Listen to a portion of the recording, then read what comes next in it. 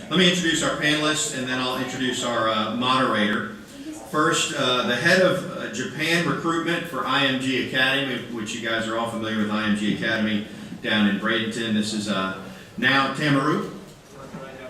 Also from the University of Florida Athletic Association, the External Events Coordinator, Callie. And from the University of Nevada, an Athletics Academic Coordinator, Callie Gomes. Where is it going? Gomes. I apologize. Little tip, since you guys are taking notes today, before you say somebody's name, check with them on how to pronounce it so I get a demerit on that. Apologies. To moderate the panel, one of our undergraduate sport management majors, let me introduce Deja Alexander. Okay, so we're going to start off, we're going to jump right in. We just want you guys to introduce yourself and give us a brief explanation of the progression in your career. So we'll start with you now. Okay. Hi everyone. My name is Tamaru, originally from Japan, and I'm working for IMG Academy as a head of Japan recruitment. And then I graduated from master degree of sports management here technically in 2016. And before I came to the United States, I have been working for a publisher as an editor of sports magazine and books. And I interviewed over 100 professional athletes and Olympians. So that experience was very helpful to move to the United States and find a job in the sports industry. Hi everyone, I'm Kaleigh Gomes, friends with Gomes, if you forget. I'm going to start backwards, but I was a student athlete at Virginia Tech. I graduated in communications. And then from there, I came to be a graduate assistant at Florida State here in the Student Athlete Academic Services Department. And while I was finishing my degree, I went to the University of Central Florida where I did an internship and simultaneously earned credit towards my master's working in their, they all have different names, their Student Athlete Academic Services Department as well. I was there for about 10 months, and then I took the job at the University of Nevada, Reno. Just to clarify, we are not Las Vegas. And I have been there for about 3.5 years now, and I just got a new title change. Director of Academics, and I also teach the ACE 110 class, freshman first year experience for student athletes. And then I also help out with our summer program there. Well, hello everyone. My name is Callie, and I'm the External Event Coordinator for the University of Florida. I don't know how I got invited back. I'm a Gator now, so don't put it against me. So, very similar story to Kaleigh. I was a student athlete as well. I got my undergrad at the University of Alabama. I'm a history major, so nothing with sport management. I came to FSU because really being a student athlete at Bama made me want to work with student athletes after I graduated, but I had no sport management experience, and I was like, oh, I gotta go back to school. What's history gonna do for me? So I came to FSU and got a master's in sport management. While I was doing this, I worked in the ticket office, but kind of decided that wasn't my route. So in order to complete my master's, I got my internship at Kennesaw State University, right outside of Atlanta, Georgia, where I was a development assistant. Loved it, loved working with donors, loved doing fundraising. One of my favorite parts of that was working in events. And so wanting to work for an event has really led me to where I am now as the External Event Coordinator. Okay, thank you guys. Well, now we'll just go into telling us about your current position that you're working for and tell us about your day-to-day responsibilities and duties that you might have to do in that role. Okay, so first of all, IMG Academy is a sports educational institution located in Bradenton. And then we are providing short-term camp programs and also boarding school program. So 50% of the students are from the United States and another 50% are from 85 countries in the world.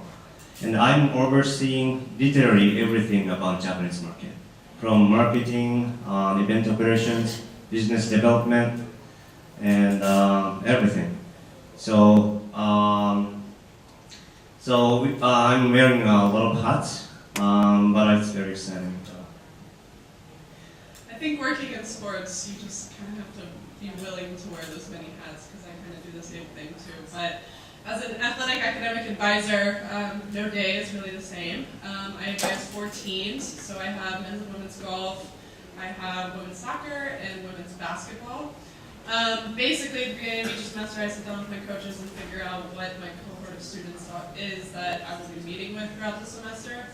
And the meetings aren't always black and white. It's not just about academics. I mean, your students come to you with life issues, home issues. Obviously, school is something that we try and talk about, but things that's going on with their sport, things like that.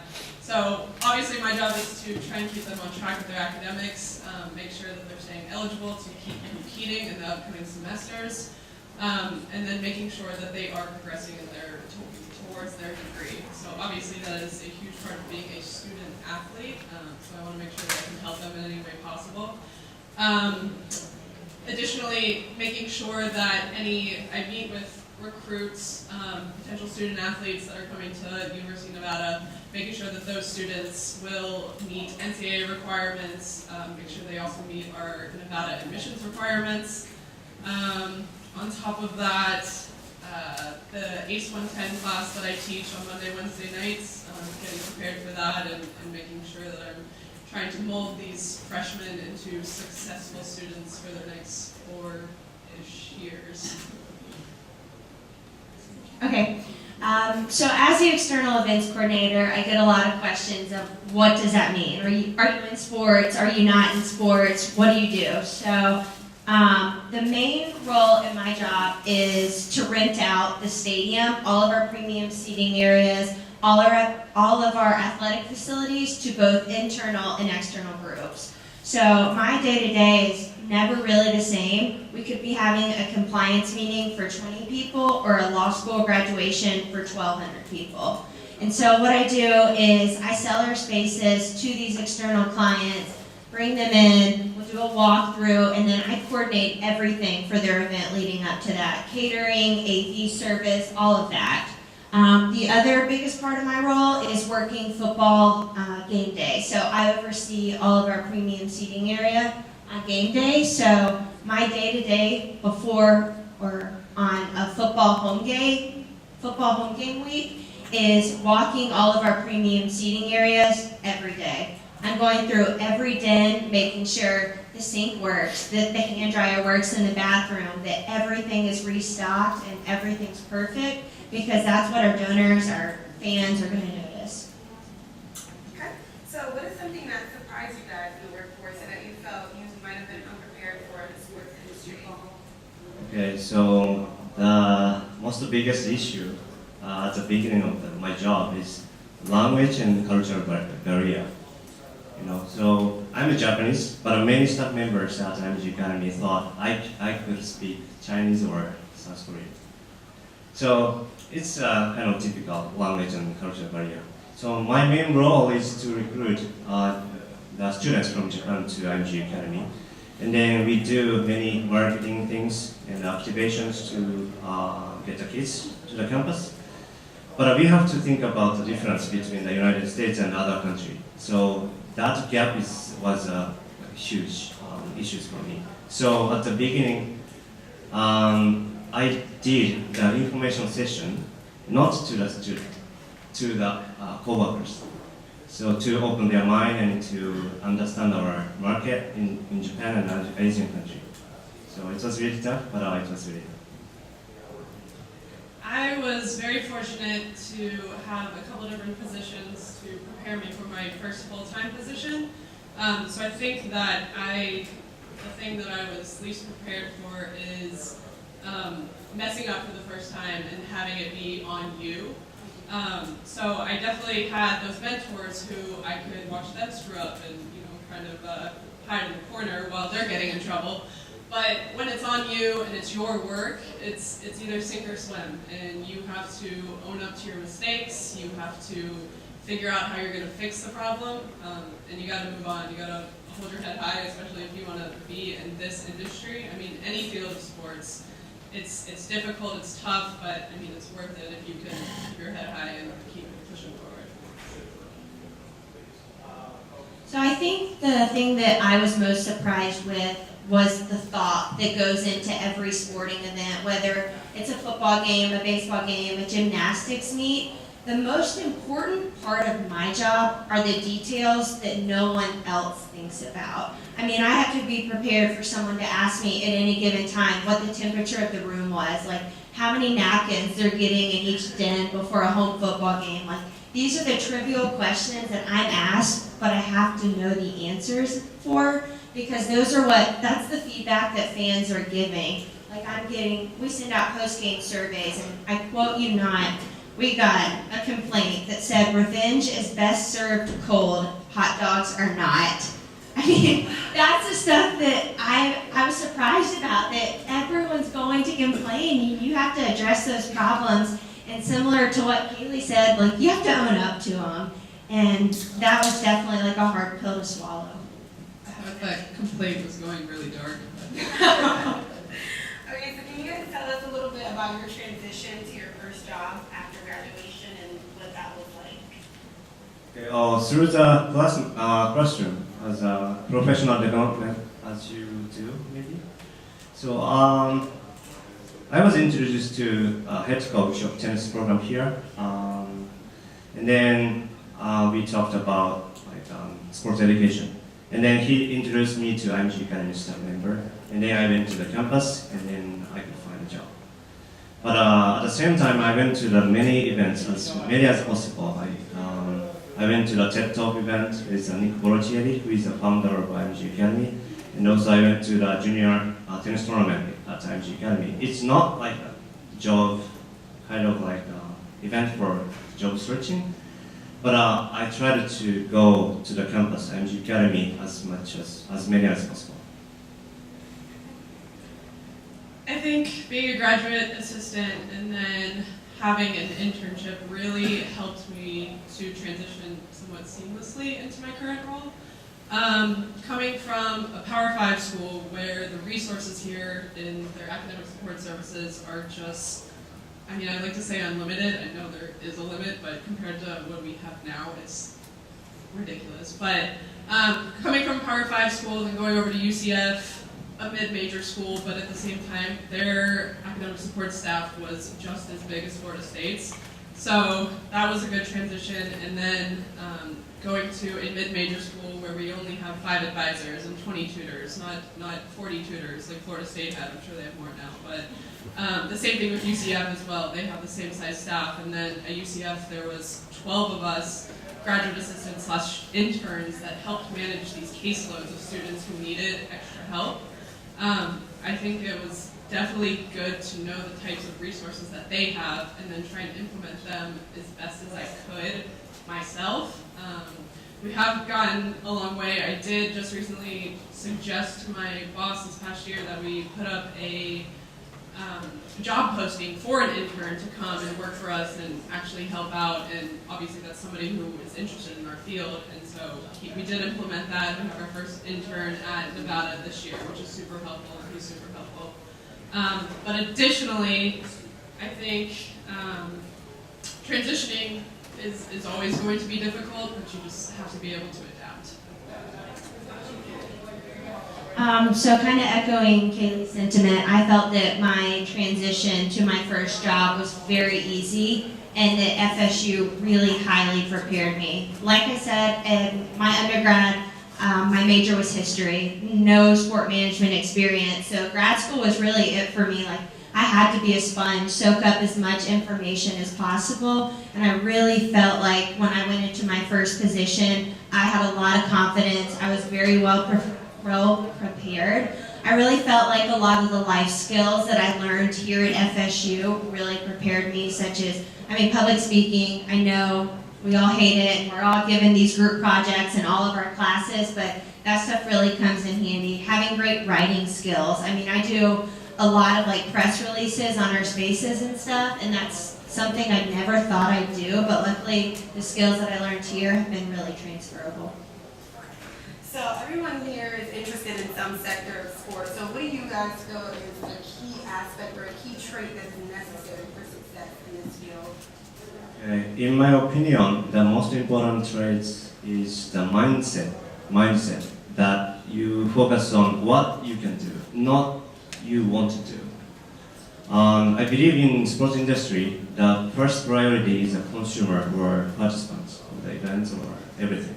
So for me, the first priority are kids who wants to study or play abroad. So if I can take care of the kids, and if I could learn and understand their needs and wants, as a result, I can bring the benefits for the sports industry. So the key trait is mindset.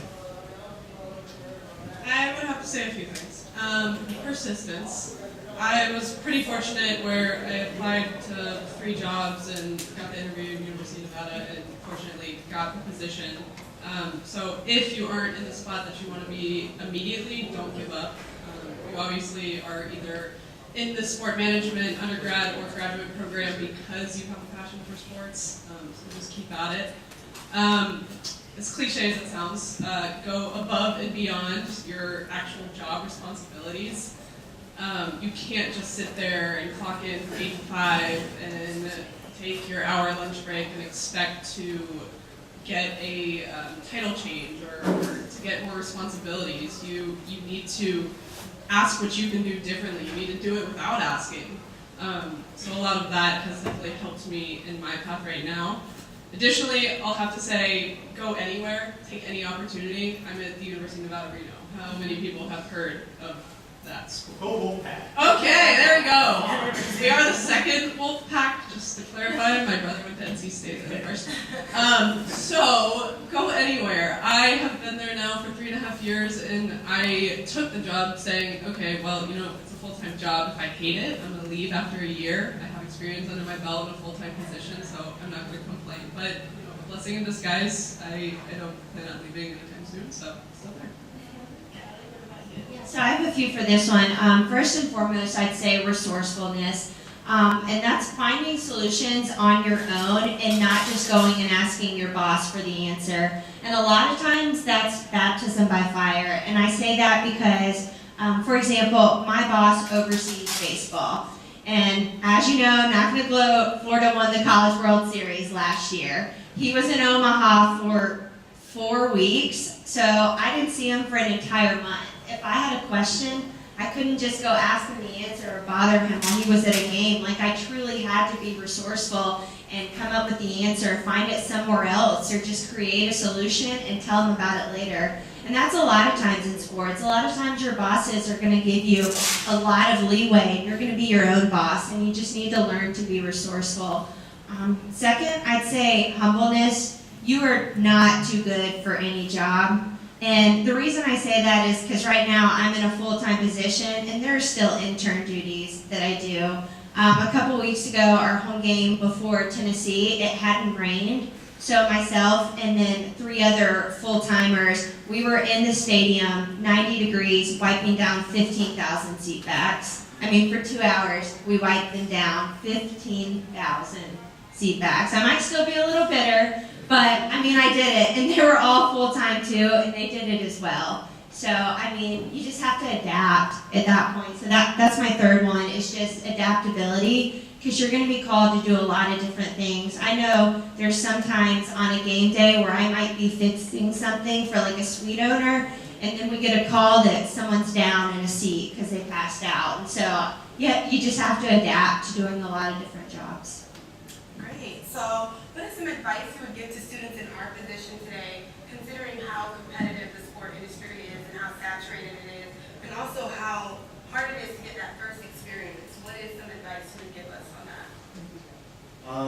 I would say everything should be the opportunity for you. I believe you all have a specific area you are very interested in, such as a marketing, sales, event operation. But everything should be opportunity. For example, in my case, I'm overseeing everything about Japanese market, especially I'm doing the marketing stuff. But sometimes I have to support the kids at the check-in to do the paperwork. It's a kind of boring things, but still I can learn from that process, because many Japanese kids came to the United States with 15 hours flight, And then I could learn how they were tired and how they got the difficulty to get used to the environment. And then I realized that I had to change my contents on the website or contents of the information session in advance. So that experience is totally related to marketing stuff. So even if that position you found is not your area, that should be the opportunity for you to learn about sports industry. So if you find the job, you should take it. The advice that I give, well, I teach my students and somewhat force this down their throats because it's super important, but using your resources here on campus. You guys have so many resources around you, so many people that are resources, and they are literally your professors, or they work at the Career Center here, anything like that. Going and using those and sitting down with somebody and working on your resume with them. This is all free to you right now as a student. And then again, just your professors they've obviously been in the sport industry, or they have somebody who knows somebody who knows somebody who knows somebody. So you have to talk to them, you have to start networking. Networking has definitely gotten me a long way as well. Just knowing people and being able to talk about a commonality or a common person that you guys know, that's also huge. Going to conferences that is centered around the type of job that you do want to do, researching that and finding what you can go to, that has also been super helpful for me. Okay. So my biggest piece of advice for any students in you guys' position is to find a purpose in everything you do. And I say this because this is something that I really struggled with. My freshman year of college, when I stepped on campus, I wanted to be a doctor. And I wanted to do it so I could work with student athletes and be a team doctor and have that hands-on experience. Obviously, as an external event coordinator now, that's not what I'm doing. And I really struggled to find the purpose in my current position. I remember a year into my job, about 3 months ago, I just looked at my husband and I was like, I have no purpose. I wanted to help student athletes, and that's not what I'm doing. That's not what I got my master's in. But it's because I had the wrong mindset. I am helping student athletes. All of the spaces that I'm renting out, they're providing revenue for our operations department, which is in return helping those student athletes. All the suites that I oversee, it's so that these fans and these suite owners are coming back and they're still cheering for the Gators. So there is a purpose. I've just had to really rework my mindset, and that has helped me tremendously. So, I mean, every job, even when I'm wiping those seat backs, find the purpose and why you're doing it. Awesome. So what was the hardest lesson you guys had to learn in your first job post-graduation?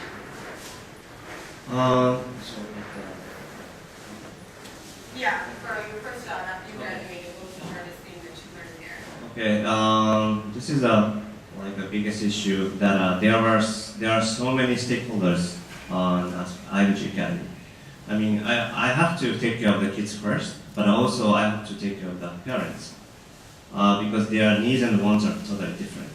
And also I have to communicate with experts such as athletic trainers and coaches and school teachers. So there are so many stakeholders. So the management skill is the most important thing to have a win-win-win-win relationship on campus. It's really hard, but I would say the key is to listen to the needs and wants from all stakeholders. For me, it was two parts, I'd say. Not the first part, not really a lesson that I had to learn, but being a student athlete and then going into a job working with student athletes, it's obviously hard to sort of separate yourself from that culture that you were used to for 4 years. So making sure that I walked into the office and I had my mindset that I am here to be a mentor, I'm here to be a leader to them. I'm not here to be their buddy, to be their friend, and talk about their weekend. So that was definitely one thing that I had to really hone in on and focus on. The second part I would say is having that tough conversation with my coaches when the answer is no. You go into a job, or you go into my job specifically, and I just wanted to say, yes, I will absolutely do that for you. Yes, let's get this kid in that has a 1.75 GPA out of high school. I want to be the person to say that, but at the same time, there's standards, obviously, and students with 1.75 GPAs do not get into the University of Nevada. So it's about finding a solution for that. So saying, yes, no, the student might not be able to get into school, but hey, here's an idea. Like, let them go to a junior college for 2 years, and let's figure out how to get them as a transfer student. So having those conversations don't necessarily get easier, but it does help to obviously know the system and figure out solutions that you can use in the future for your coaches. Okay, so I have 2 hard lessons as well that I think I had to learn. Number 1 is someone always has to take the blame, and sometimes that's you. Being in event management, very similar to what Kiana Smith said earlier, if it's raining, I get the blame. If someone's at an event and they don't turn the microphone on so the crowd can't hear them, I get the blame. Even if they didn't turn the microphone on. So sometimes you just gotta roll with the punches, let it happen, and correct that for next time. The second hardest lesson that I learned is that there's a very big difference between a boss and a leader. And I know, raise your hand if you've ever had a bad boss. Do you remember what you didn't like about that boss?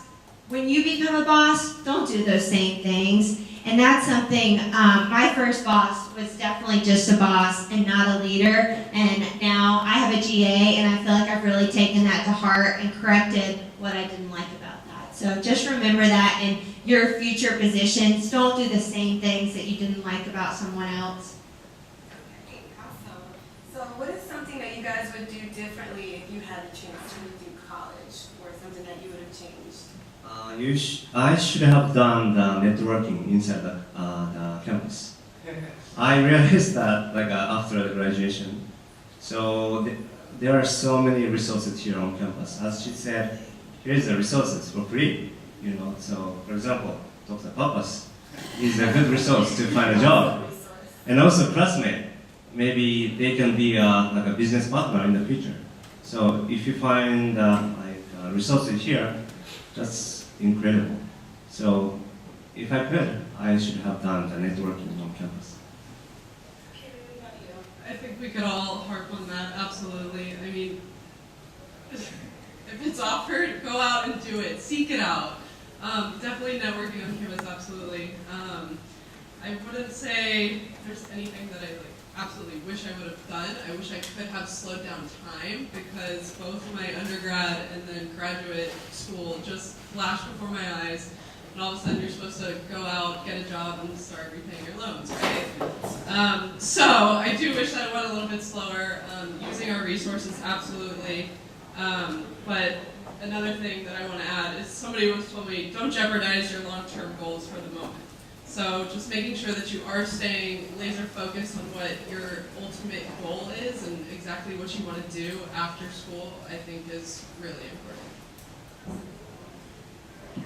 One thing that I wish I would have done, while I was in college, and even now I'm awful at it, is made more lasting relationships with previous bosses. I know we all have probably done some internship where you did it for class credit, or you did it just to get by, and you have never talked to that boss again. I mean, I know that I'm Facebook friends with previous coworkers and bosses, but I mean, we never speak. I don't even like their status. I mean, you all know what it's like, but then that person gets a job somewhere else, and you haven't talked to them in 4 years, and all of a sudden, you're just reaching out of the blue, hey, remember me? And they're like, no, I don't remember you.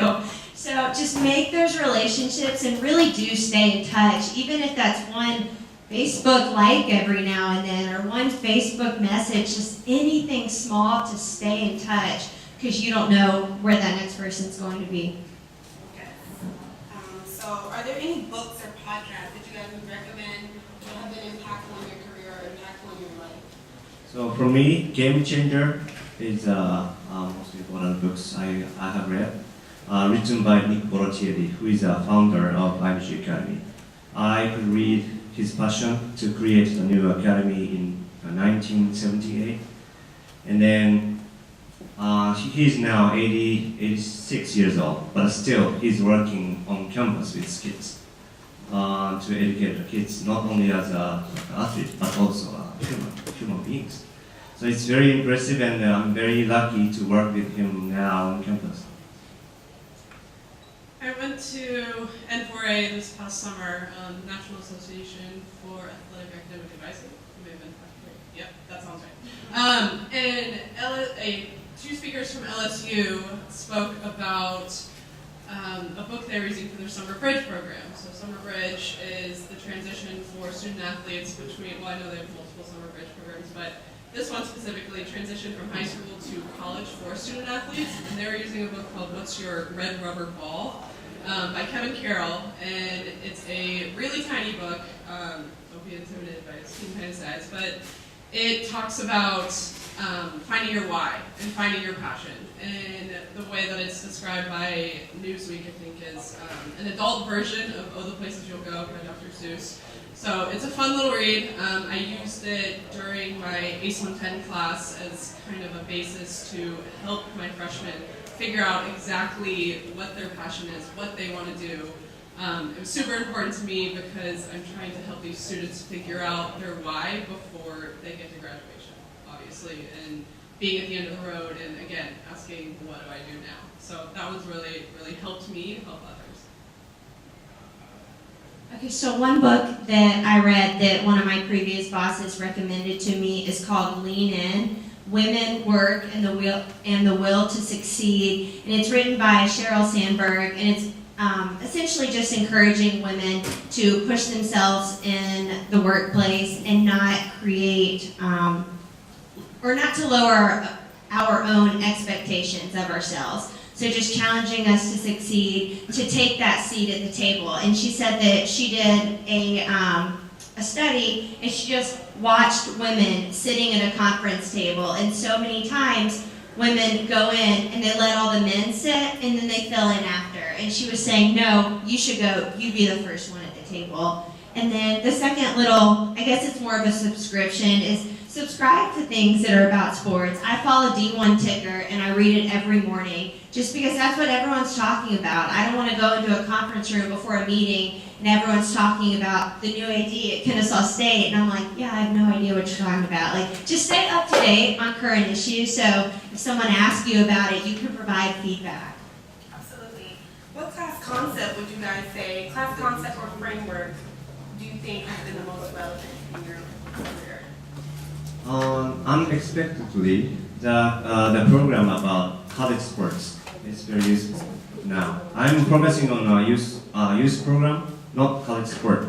But that class is very helpful for me because many high school kids and junior high school kids want to get in Division 1, 2, 3 school, and we have to know about the regulation of NCAA, for example. So I would say please take all classes seriously. It's very useful in your future. Even you are not interested in that area, maybe it's very useful in the future. Absolutely.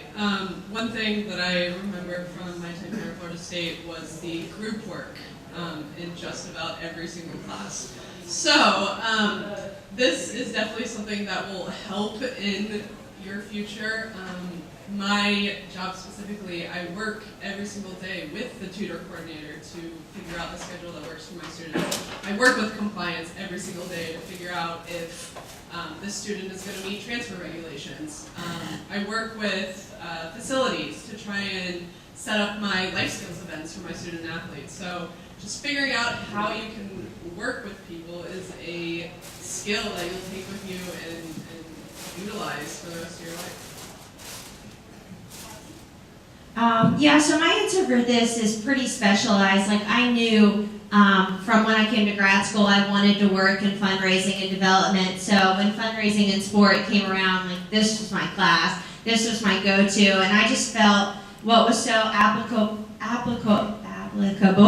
about this was that in fundraising, everything's about vocab. You have to know what scholarship endowment is, what gifts in kind are, what major gifts are. So I still have that book today, and I still reference it just know that obviously all of your classes are important, but if you want to do sport media, keep that sport media book. Refer back to that book. Like I said, still have my fundraising and sport book, and I still reference it. Okay, so my last question for you guys is, what advice would you give students regarding networking and reaching out to leaders in the sports industry? Okay, I'm not sure if it's like fit with you or not, but in my case, I did everything that I could do when I meet with leaders in the sports industry. So when I met the vice president of IMG Academy at the first time, I brought a yearly marketing plan in Japanese market. Nobody told me, nobody asked me to bring that marketing plan, but I created the marketing plan with 25 pages PowerPoint slides, and it's including all important information in Japanese market. Because I'm confident as expert in Japanese market. So I wanted to show my whole possibility and advantage at the time. So I brought the marketing plan. So sometimes it should be too much, but sometimes can show your talent and possibility and advantage. So please do your best in everything you can do. What about you? My advice is to reach out now. Don't wait until you need something, like in 2 weeks or something like that. I think reaching out now and trying to build a relationship with somebody or seeking them out at a conference, that's a way to establish a relationship, to start getting to know somebody who is in the field that you desire. People are more than willing to help. I'm almost flattered when people reach out to me and ask for help, ask for advice, ask about my path or anything like that. So it's really just reaching out and like, Reed before us was saying, Hunter this morning was saying, throw a flattering comment out, absolutely, and then we're more than willing to give you some advice or connect you with somebody. Most of the time, everyone is pretty willing to help. So a couple things. Number one is don't hesitate to ask for opportunities, even if they're not posted. A lot of us need help, but we can't post an internship for one job. So a prime example is I had a girl reach out to me last year about wanting to help for this football season. And she's in Virginia, so she can't come down much, but she's coming to the Florida State game, and she's going to shadow me. Well, my GA ship is being posted in February. She's going to apply. She reached out to me on a whim, and there's a very good possibility she could be my next GA come August or so. And then second would be, don't be afraid to ask someone if they'd mentor you. Once again, like what Kaleigh said, they'd be flattered. In just a simple conversation with one of our assistant ADs in academics, I was talking to her about how Florida should get a mentorship program within the athletic department, and she was like, oh, I was looking for someone to mentor, and I was like, well, I'm looking for a mentor, and now we're meeting bi-monthly just to talk about what's going on, what my next step could be, what she could do to help me. So just don't be afraid to put yourself out there. Awesome. Well, thank you guys for answering all of these questions. We're going to wrap up. Just any closing thoughts you may have, any advice you want to give to us would be very helpful. Okay, so lastly, I will try to make my long story short. In 2011, in Japan, we had a big earthquake, and then 15,000 people died and 400,000 people suffered from the disaster. And then after the disaster, I went to that area to do the volunteer work. And then I shoveled sludge and I repaired the walls and the houses. But it's really tough to make the people happy and smiling at the moment. But on a day, around 5 or 6 p.m. after the volunteer work, we played soccer with the local kids on the field. It's not field, like a rugged ground, and we kicked around the soccer ball with the kids, and then run around the rugged field, and then it made the kids smiling. And the parents were crying a lot because the kids could not like smile for a while. So I realized that the essential or power of sports to make the people happy and smiling. And then I decided to quit the job. And then I decided to come to the United States. I had never spoken English. I have never had American friends at the moment. But to learn sports management, I thought that is a key. So that's why I decided to come to the United States. And then always, when I face the difficulty, I always remember that moment, the essential, the power of sport. So you may face the difficulty to find a job or in the future. Maybe you can remember that moment you just start or play the soccer or kick the ball, play catch with your father or friends. That helps you in the future. And then if you could keep your passion on sport, you can succeed in the sports industry. Absolutely, listening to everything you just said. I mean, having sport and being able to relate with another person. I just met Callie today and we named 7 to 10 people that we both know.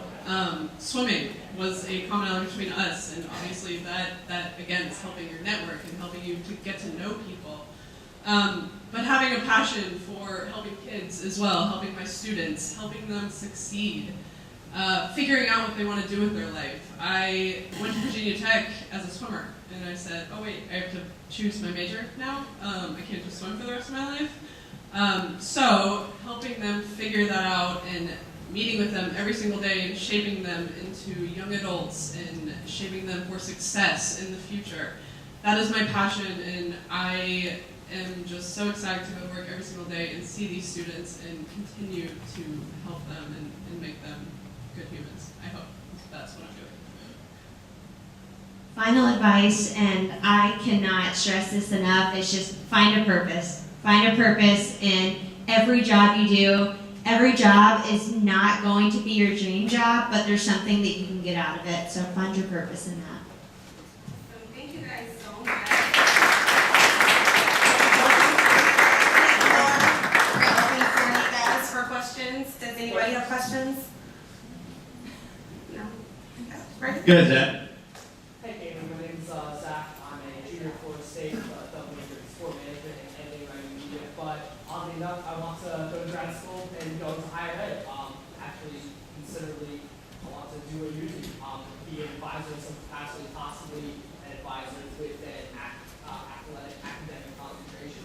So, what would you say are the greatest differences between being an advisor and being an athletic?